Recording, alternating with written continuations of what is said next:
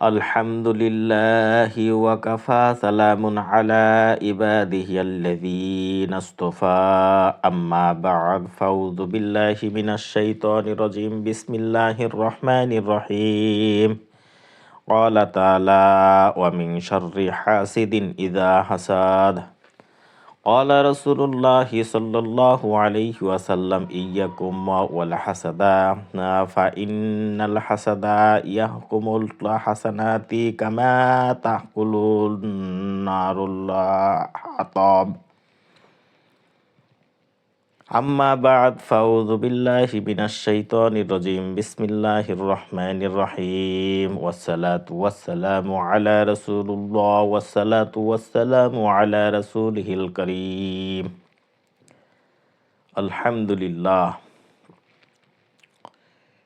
আলহামদুলিল্লাহি রাব্বিল আলামিন। সমস্ত প্রশংসা আল্লাহ তাআলার, যিনি আমাদেরকে এই কথাগুলো শোনার এবং বলার তৌফিক দিছেন।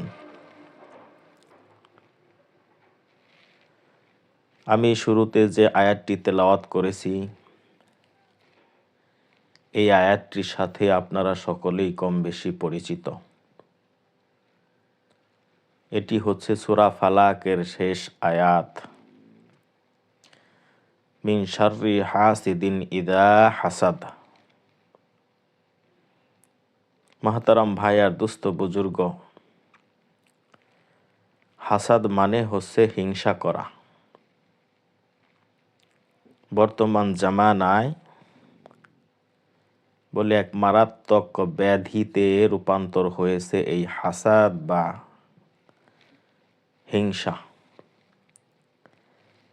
বলে যে এই যে একজন মানুষের উন্নতি দেখে আমার ভিতরে যে হিংসা হয়, সেই হিংসার যে ক্ষতি, সেই ক্ষতি সম্পর্কে সূরা ফালাকের শেষ আয়াত এবং আল্লাহ রাসূল সাল্লাল্লাহু আলাইহি ওয়াসাল্লামের একটি হাদিস আপনাদের সামনে উপস্থাপন করেছি। আল্লাহ রাব্বুল আলামিন তৌফিক দিলে এর উপর কিছু কথা আপনাদের সামনে উপস্থাপন করব ইনশাআল্লাহ। হাসাদকারীকে কেউ পছন্দ করেন না, না আল্লাহ তাআলা পছন্দ করেন, না কোনো মাখলুক বা মানুষ পছন্দ করেন।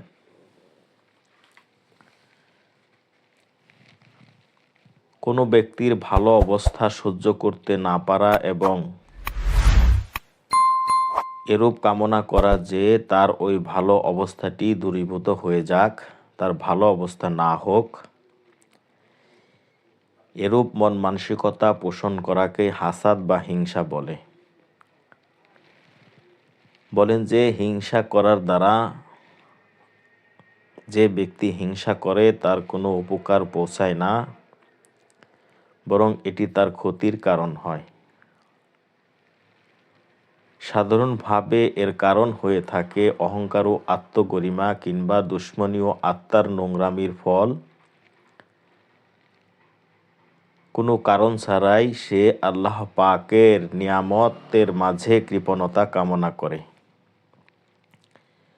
এবং এই রকম চিন্তা করে যে যেমনি ভাবে আমি কাউকে কোনো কিছু দেই না, ঠিক তেমনি ভাবে আল্লাহ তাআলাও যেন কাউকে কোনো কিছু না দেন। মহতারাম ভাই আর দুস্থ বুজুর্গ, আল্লাহ রাব্বুল ইজ্জত কাকে কি দিবেন, কাকে কি দিবেন না, এটা আমার হিংসার দ্বারা, আমার হাসাদের দ্বারা কোনো পরিবর্তন হবে না। বরঞ্চ আমার এই হিংসার কারণে আমি ক্ষতিগ্রস্ত হব বা হয়ে থাকি, সেই কথাটি আল্লাহর রাসূল সাল্লাল্লাহু আলাইহি ওয়াসাল্লামের হাদিসের মাধ্যমে বলছেন।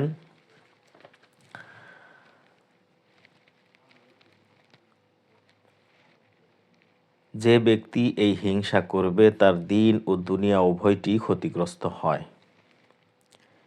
দিনের ক্ষতি হচ্ছে যে নিজের কামানো নেকি চলে যায় এবং তা নষ্ট হয়ে যায়।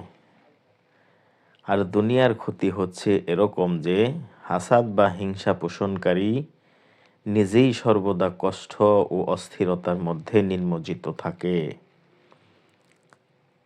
এবং এরূপ চিন্তা ফিকিরে আবদ্ধ থাকে যে কোনোভাবে ওই ব্যক্তি যেন অপমানিত হয়। তাই আল্লাহ রাব্বুল আলামিন সূরা ফালাকের শেষ আয়াতে বলেন, ওয়া মিন শাররি হাসিদিন ইযা হাসাদ, অর্থাৎ আল্লাহ পাকের আশ্রয় কামনা করি হিংসাকারীর অনিষ্ট থেকে যখন সে হিংসা করে।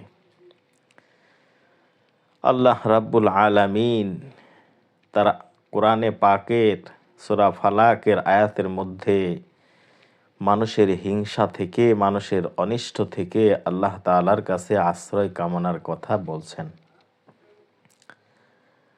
বলেন যে হিংসা যদি লাভবান হতো তাহলে মানুষ এই হিংসা করত না। যেমন দুই কারণে মানুষের সাথে মানুষের হিংসা করা বৈধ, তা হচ্ছে যে দানের ক্ষেত্রে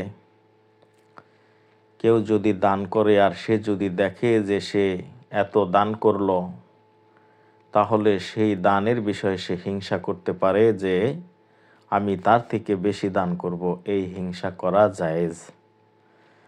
আর দ্বিতীয় নাম্বার হিংসা হলো আমলের ব্যাপারে, যে একজন মানুষ তার নেক আমল যথেষ্ট করে তা দেখে হিংসা করা জায়েজ, যে সে নফল নামাজ এত রাকাত পড়ে, তার হিংসার কারণে আমি তার থেকে এত রাকাত পড়ব বেশি।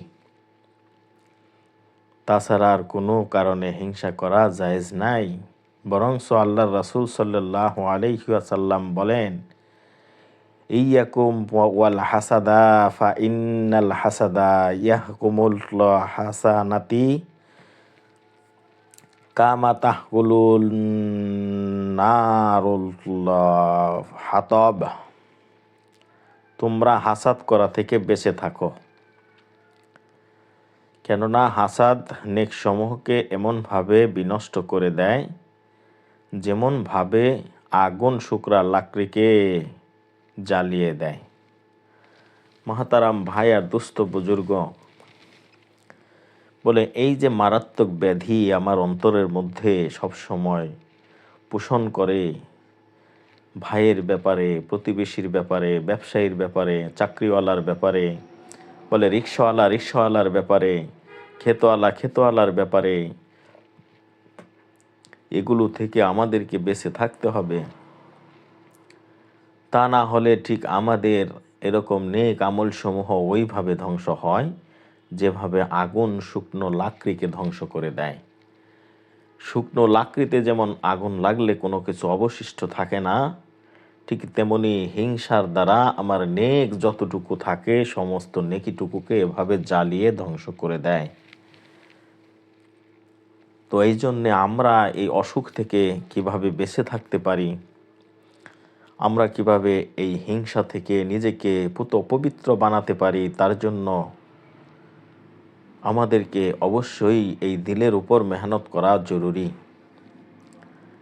বলে যে শয়তান যখন আমাকে হিংসা কারো জন্য হিংসা আমার দিলের ভিতরে উদয় করে দেবে, সাথে সাথে ইস্তেগফার পড়ে নেয়া, ইস্তেগফার করা, যে আল্লাহ যেন এই ইস্তেগফারের মাধ্যমে তার প্রতি হিংসা বিদ্বেষ থেকে আপনাকে মুক্ত করে দেন। আর যদি আমরা এই হিংসা করতে থাকি তাহলে যার বিরুদ্ধে হিংসা করতেছি তার কোনো ক্ষতি হবে না, বরঞ্চ সেই ক্ষতিটি নিজেরই হবে। তো এই জন্যে মহাতারাম ভাই আর দুস্থ বুজুর্গ, বলে যে এই জন্য আল্লাহ তাআলার কাছে আশ্রয় চাওয়া হিংসাকারীর অনিষ্ট থেকে, এবং যারা আমরা হিংসা করি অপরকে সেই হিংসা থেকে আমাদেরকে বেঁচে থাকার চেষ্টা করা, সর্বোচ্চ চেষ্টা করা।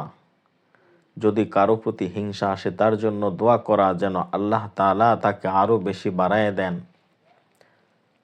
মাহতারাম ভাই আর দুস্থ বুজুর্গ, বলেন যে কোনো মানুষ যখন অন্যের জন্য দোয়া করে, অন্যের মঙ্গলের জন্য, কল্যাণের জন্য, আল্লাহ তাআলা ফেরেশতাদেরকে বলে দেন যে এই মঙ্গল আর কল্যাণ তাকেই সর্বপ্রথম দিয়ে দাও। তো এই জন্যে আমরা কারো প্রতি কোনো হিংসা বিদ্বেষ করব না, বরঞ্চ আমরা অন্যের জন্য অবশ্যই দোয়া করব যেন তার উন্নতি হয়। এতে আল্লাহ তাআলা ফেরেশতাদের দিয়ে আমাদের জন্য দোয়া করাবেন যেন ওই উন্নতিটি আমারও হয়। এই জন্য আল্লাহ তাআলা যে সংক্ষিপ্ত কথাগুলো আপনাদের সামনে বললাম, এর উপর সর্বপ্রথম আমাকে আমল করার তৌফিক দেন, এবং যারা এই কথাগুলো শুনছেন বা শুনবেন তাদেরকেও আল্লাহ তাআলা এই তৌফিক দেন। তৌফিক ইল্লা বিল্লাহ।